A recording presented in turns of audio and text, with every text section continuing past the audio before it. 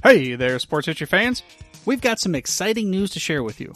6 of our podcasts from the Sports History Network have made it to the final round of voting for the prestigious Sports Podcast Awards. Here are their shows and the categories. Historically Speaking Sports and This Day in Sports History are both competing for Best Sports Talk Podcast. No Nonsense Old School Weightlifting History is in the running for Best Fitness, Health, and Wellbeing Podcast. When Football Was Football is up for Best Sports Documentary Podcast. Wrestling with Heels On has entered the ring for Best Wrestling Podcast. And Shoulder Roll Virtual Boxing is fighting for the title for Best Combat Sports Podcast. Now, of course, we need your help to take home the championship for each of these awesome shows. All you gotta do is head over to sportshistorynetwork.com/vote. Cast your vote for your favorite shows, or better yet, all 6 of them. Again, every vote counts, and we gotta show the world how much sports history really matters. So thank you for your support and making Sports History Network the headquarters for sports yesteryear. But again, don't wait. You gotta go vote now. That's over at sportshistorynetwork.com/vote. Hello, this is Ross Bliley from the podcast Pigskin Tales. This podcast is sponsored by Sterling Soap Company. With products sold throughout 41 locations around the globe, Sterling Soap Company has a unique assortment of products to choose from for your loved one for the holidays. Handmade artisan soaps created by Roderick and Amanda Lovin since 2012, these products are affordable and provide great value. Act now and save on your shipping costs. If you purchase $75 or more, your shipping cost is free in the United States. Shop now online at sterlingsoap.com.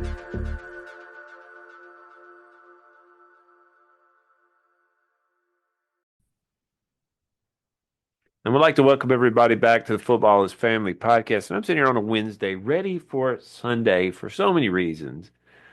These games Saturday and Sunday and Monday were something else. The game Monday, congratulations to The Ohio State University. You deserve the victory. Notre Dame, you did an amazing job too. The other teams, obviously, but Notre Dame wins the prize, gets the big cookie. They are the best in the nation right now. And, you deserve the pat on the back and the thumbs up. Good job. Good job, Ohio State. I did not have you picked at the beginning of the year. I did not. So that's fine. I don't mind being wrong. But congratulations. But the big thing for me, especially in this particular podcast, is talking about the NFL playoffs. My team, the Titans, were out of the playoffs pretty much by week 3 or 4. It wasn't going to happen. So I really don't have a dog in the hunt right now.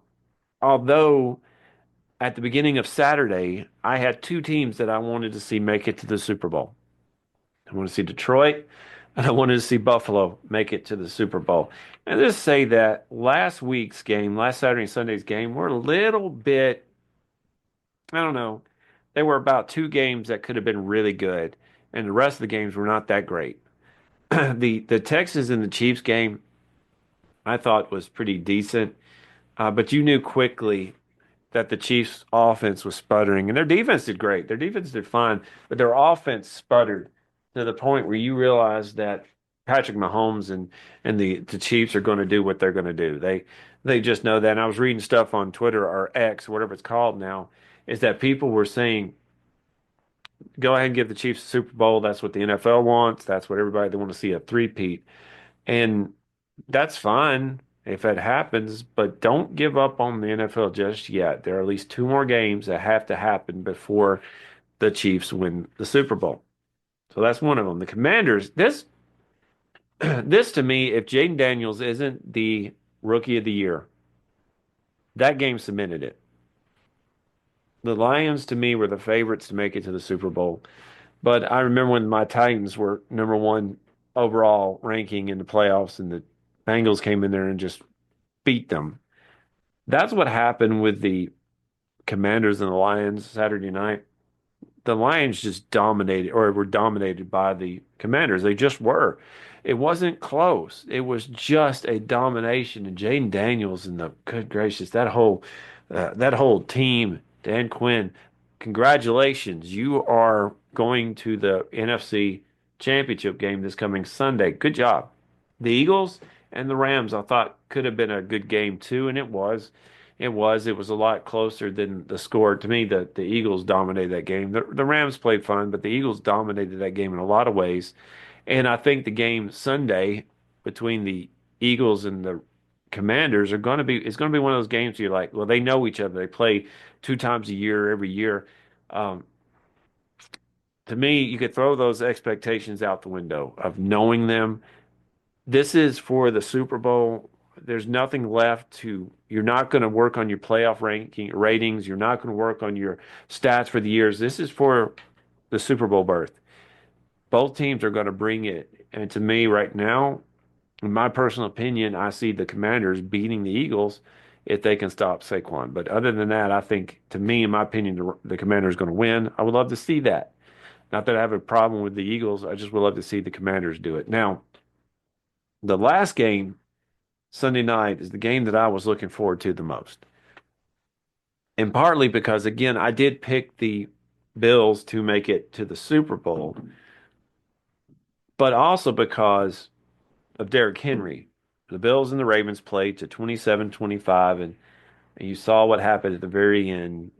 It's hard to be mad at a person like it's kind of like you look at the wide right and stuff, people dropping passes in the end zone during the Super Bowl, and you look and say, well, if that person hadn't dropped that pass or that person hadn't done that, then the score would be different, maybe. But you also have to add in the fact that other players during the game caused problems or did something wrong or messed up that would have made that pass or that play or that kick unnecessary. So it's hard. You have one person make a mistake. We know Mark Andrews did that. We get that. But how many events or how many situations came up that if they had completed a pass or they hadn't ran for 1 yard instead of five or they hadn't had a penalty, that 2-point conversion would have been necessary. That being said, to me, I would love to see I wanted to see the Bills make it to the Super Bowl, but Derrick Henry is probably my favorite player right now. I wouldn't say probably, he is my favorite player, even though he's playing for the Ravens. But to see him go to the Super Bowl and win it would have not only cemented how I viewed about him, but other people would have as well. He's probably the best running back in the NFL for the past 6 or 7 years. The only one I think would be close would have been Saquon. Um, but even then, 10,000 yards rushing or more, the touchdown records, just the 2,000-yard rushing season, almost again this year. If they had tried it, he would have had another 2,000-yard rushing season. He is an amazing player who is still in his prime. I don't know how much longer he has, but this year people wondered if he was going to do anything, and look what he did. He made grown men look slow and weak. He's just a man among younger men. I wanted to see him do something, but I'm kind of glad in a way that the Bills win. And the reason why I believe that is I am ready for the rematch. I'm ready for the rematch. Patrick Mahomes and Josh Allen. Now, I want you to think this. Patrick Mahomes and Josh Allen have met, according to stathead.com, has met just a few times over the years. How about 8 times? 8 times in the playoffs in the regular season. Josh Allen is 4-1 against Mahomes in the regular season. He is 0-3 in the playoffs. It seems like every time Josh Allen and Patrick Mahomes meet in the playoffs, Josh Allen comes up on the short end of the stick. I don't care who you are right now. If you don't have, if you have to beat the champion, you're going to be at a statistical and a kind of a motivational in the sense of having momentum. You're going to be at a momentum disadvantage, not a motivational. You're going to want that, but you're going to be at a statistical because they're the king. You have to knock them off, and a momentum because they're looking for a three-peat, and you're looking to get in to the big dance. How in the world do you go against the Chiefs at this time? And I was looking at the rankings of their plays against each other, and it is very close very close in statistics, relatively speaking. But one of the things that I really think is kind of showing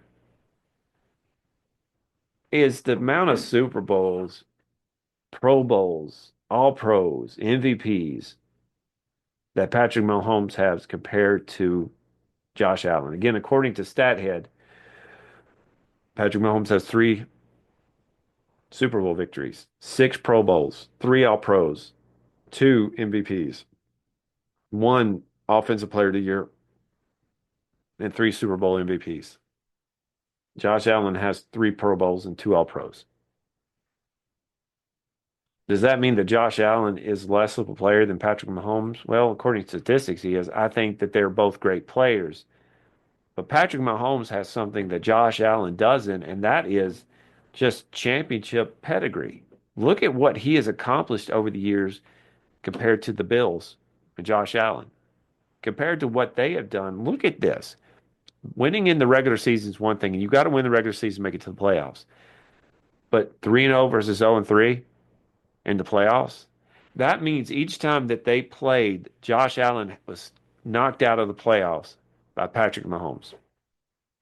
Josh Allen was knocked out of the playoffs by Patrick Mahomes. They were knocked out, Buffalo at times. This week they'll be in Kansas City. Do you think it's going to be easy for a team like the Bills to go into Kansas City and to beat the Chiefs? You're talking about the champion at home with Taylor Swift, which that's all it takes apparently. Do you think it's going to be easy for them? I'm still picking the Bills because of what I saw Sunday and of course or Saturday. It could be because they had a week off and they rested their players. They look very rusty, and it looked like the Texans defense at least knew how to slow down the offense. But in a lot of cases, that's not what's happening here. I do believe that Josh Allen can beat Patrick Mahomes. I do believe that's the case. Now, you and I can look at this, just enjoy the game. I believe that if the Chiefs make it to the Super Bowl, they're going to win it. I believe that the Lions should have been in the Super Bowl, in my opinion. They should have been in the NFC Championship game. I think the Commanders would look good playing against the Bills. It's a rematch of the 90s, but also it's a chance for two teams that have struggled over the 30 years to make it to the playoffs or to make it to where it would be great to see them do that. The Eagles are also very good, but I think unless you're from Kansas City or like Patrick Mahomes or anything like that, which is fine, I think the vast majority of the people in this country want to see anybody but the Chiefs make it back to the Super Bowl. Now, here's the thing. Patrick Mahomes is going to be around for a long time. He might not make it to the Super Bowl this year, but boy, I'll tell you what, that guy is going to be in a lot of Super Bowls. I think he could literally beat Tom Brady's 7. I don't think it'd be a far-fetched to do that. The Chiefs have to continue with their winning ways. They obviously have to keep the salary cap justified and working. But how is it that you and I can doubt the Chiefs? I don't know. Maybe you're not that way. I don't doubt the Chiefs, but how can we look at anybody but the Chiefs to win the Super Bowl until somebody literally knocks them out? So what do you think? How do you think that this Sunday is going to work? Do you think that the Bills are going to pull an upset? Do you think that the Commanders are going to pull an upset? Do you think that the Eagles are going to win and going into the Chiefs and we'll have a matchup like that? I don't know. It's up to you. Up to you to decide. Let me know. Let me know. And I think that you and I can just have fun on Sunday. Just have fun. Enjoy some football, folks, and have a nice evening. Hey there, sports history fan. This is Arnie Chapman, a.k.a. the Football History Dude, and I hope that you enjoyed this recent episode presented by the Sports History Network and were able to learn some good old-fashioned sports history knowledge nuggets. I started the Sports History Network back in 2020 with the mission to help podcasters find a community of like-minded sports history nerds, as well as helping aspiring podcasters to start their own shows. We have a little bit over 30 shows on the network right now covering all sorts of sports history, but as far as I'm concerned, we're just at the toothpick in the ocean moment, that can't even figure it out because there's so much more coming. We wanted to create the ultimate headquarters for sports yesteryear, starting with Podcast Network and our website, but we're going to continue to move into other mediums as well. And here's the cool part, because we want you to be part of our team. So if you're interested in starting your own podcast, or maybe being a guest on one of our shows, or who knows, maybe even writing an article for us over on the website, seriously, all you got to do is reach out to us on the contact page over at sportshistorynetwork.com. You can be as technologically savvy as a Neanderthal tapping on a stone trying to figure out this whole hieroglyphics thing back in the day. Again, it doesn't matter, because even if you don't understand the whole podcast space, we have a production team that can pretty much help you out with doing everything. All you got to do, head over to sportshistorynetwork.com, head to the contact page, fill it out. That message goes right to me, and I'll reach out to you as soon as I can. But for now, dude, I'm through if you're through.